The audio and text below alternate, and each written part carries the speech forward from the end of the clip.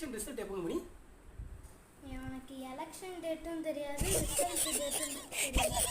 ஐயா, இன்னும் 7 நாளுங்க தான் இருக்கு. ரிசல்ட் எப்படியா இருந்தாலும் உங்களுக்கு தான் சாதகமாக இருக்க போகுது. அதுக்கப்புறம் என்ன பிளானுங்கய்யா? அது என்ன பிளான்னா மணி, ஒரு மாதம் ஃபுல்லாக ஜாலி டூரு மணி. அப்புறம் நம்மளோட இதர போக்குவரத்துகள் மணி. அப்புறம் அம்மியும் பாப்பாவும் வேர்ல்டு டூர் ஏதோ பிளான் பண்ணிட்டு இருக்காங்க மணி. அதை முடிக்கணும் மணி.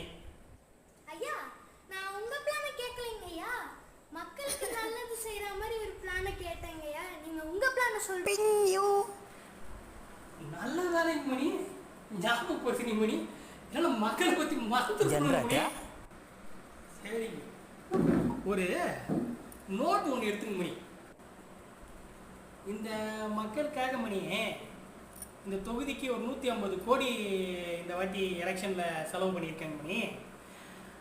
அந்த 150 கோடியை நம்ம ஒரு 1500 கோடியாக மக்கள்கிட்ட இருந்து உருவணும் மணி. அது ஒரு பிளானு. அப்புறம் ஏன்னா நம்ம ஒரு 1500 கோடியாக பண்ணால் தான் அடுத்த எலெக்ஷனில் ஒரு 200 கோடி அடுத்த ஆட்சியை பிடிக்க முடியும் மணி.